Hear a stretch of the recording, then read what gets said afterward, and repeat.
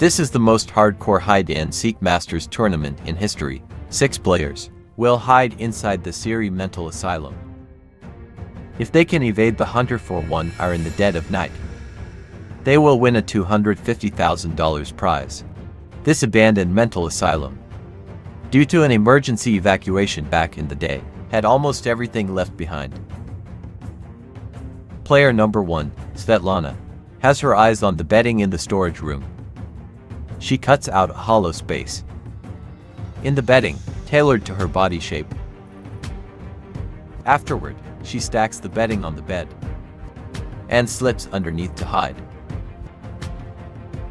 She knows the hunter is a germaphobe, so she specifically chose a few of the yellowest and smelliest blankets to put on top. Player number 2 is the crafty Boris. He plans to exploit a loophole, because there are many dangerous, restricted areas marked with red and white tape, off limits to everyone for safety reasons. So he uses red tape to fake a sealed-off door. Moreover, this door opens outwards, and there's a lock on the outside. A triple bluff suggesting to the hunter that no one is inside. He then goes around to enter through an iron-barred window. But he underestimated his own size and got stuck in the window. Finally, with the cameraman's help, it took him 2.5 minutes to squeeze himself in. He puts a trash bag over his head. This prize money is as good as his. Player number 3 is named Dmitry. He found a metal trunk in the empty hallway. Such an obvious spot. He adds a lock on the outside. When the hunter finds it can't be opened, he'll surely give up and not waste any more time. After all, who would guess that this trunk has a secret on its side? And look at the flowery quilt inside. I don't know if he'll last to the end, but he's definitely the most comfortable one. Player number 4 is the performer, Nikolai. He noticed that to prevent patients from escaping, many windows in this hospital were boarded up, so he boarded up the bay window in the kitchen as well. By hiding outside the bay window, he's sure he can pull off the deception. Player number 5 is the master strategist, Victor. He found 2 rooms piled with goods, so he plans a misdirection tactic. He hides his decoy, Jerry, in a box and places it deep in one room to attract the hunter's attention. He then hides in the very back of the adjacent room. To leave no trace, he moves the boxes one by one, gets in, and then moves them back to their original positions. With such a meticulous and deep strategy, he deserves to win this prize money. Player number 6 is Konstantin Vladimirovich Georgievich Pa Uostovsky, nicknamed Old Six. He's a veteran CS::GO player, so he plans to hide in the high-up ventilation duct. He uses tables, chairs, and cabinets to climb up, then kicks away the chair to erase any trace of his climb. I'm betting on him this round. I'll wager a villa in Beijing. Night falls. All players are hidden. The hunt begins. The hunter, Vlad, enters the mental asylum. At night, you can't see your hand in front of your face in the asylum. It's eerily quiet. Right through the entrance is the hallway where Boris is hiding, but it's filled with taped-off restricted areas, recalling the bizarre patient histories from the file. He has no desire to explore these restricted areas. He quickly passes through the hallway and arrives at the storage room. Cluttered rooms like this are a top priority for searching, especially this pile of stacked bedding. But as soon as he gets close, the smell makes the hunter's face twist in agony. The smell was like stuffing a stinky sock into a can of surströmming and letting it ferment for 2.5 years, just as Svetlana predicted. The hunter just gave it a token shuffle and focused on the cleaner bedding on the other side.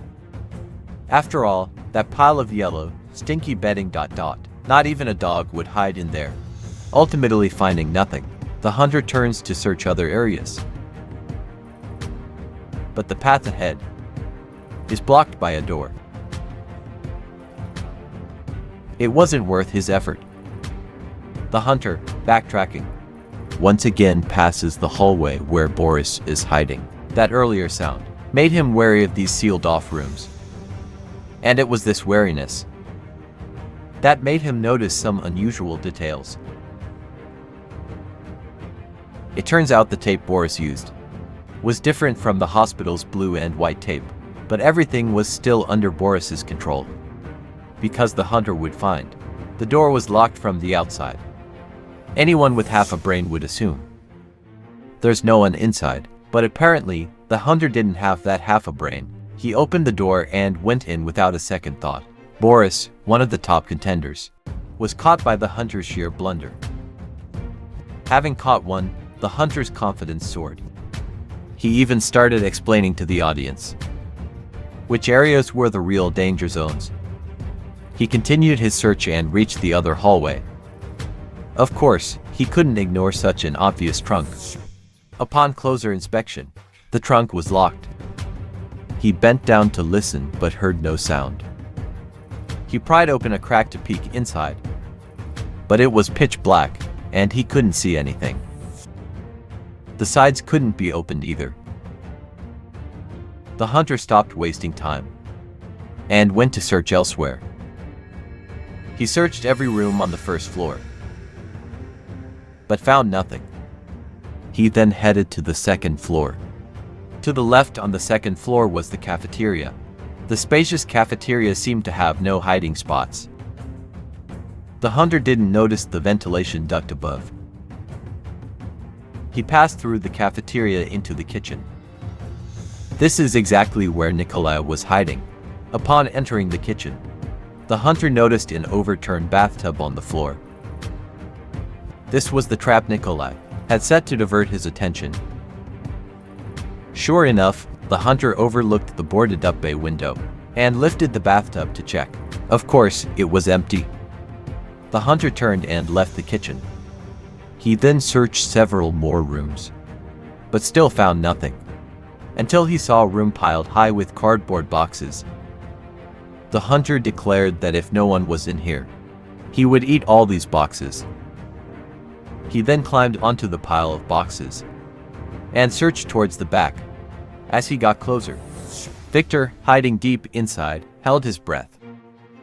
Just as the hunter was about to find him, he heard a noise from the next room. So he immediately went to search the adjacent room.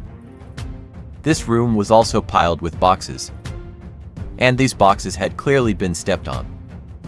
He was certain someone was hiding here.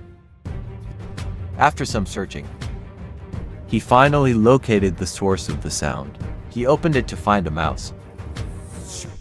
There was also a taunting message inside. The hunter had been fooled again. Clearly, this group of players were all masters of psychological warfare. At this point, only 37 minutes remained. The hunter's anxiety began to rise. To speed things up, he started a more destructive search. He even tore down parts of the walls, but still found nothing. The hunter forced himself to calm down and began to carefully review his experience tonight.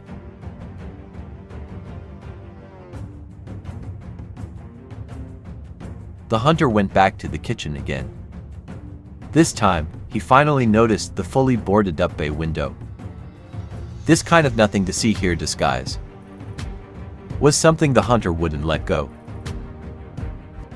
The hunter finally caught his second player.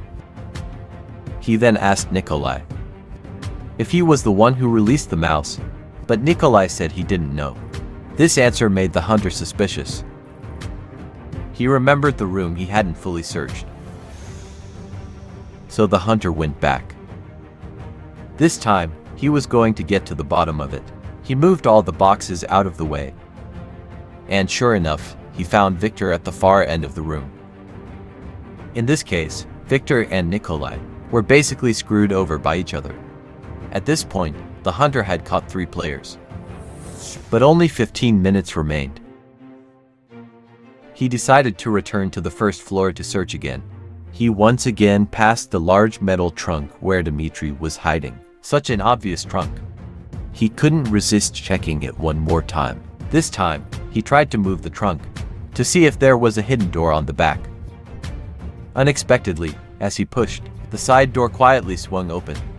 The unlucky hunter completed a quadra-kill. But time was almost up. He had searched everywhere. The only place he hadn't checked was high up. So in the last few minutes, he focused his search on high places. Returning to the cafeteria, he finally noticed the ventilation duct up high. This particular vent cover looked different from the others. There were signs of tampering on all four sides, and the cabinet and table below formed a perfect ladder for climbing. Everything pointed to someone hiding up there.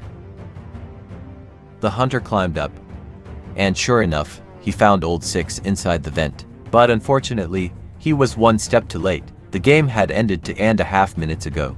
Old Six still got to walk away with the $250,000 prize. The show's production team lost big. And finally, this episode's MVP, Svetlana, a lovely and fragrant woman, who lay in stinky, yellowed bedding for over an hour. This was something the hunter couldn't accept. He originally had a bit of a soft spot for Svetlana, but he instantly entered a state of post-nut clarity.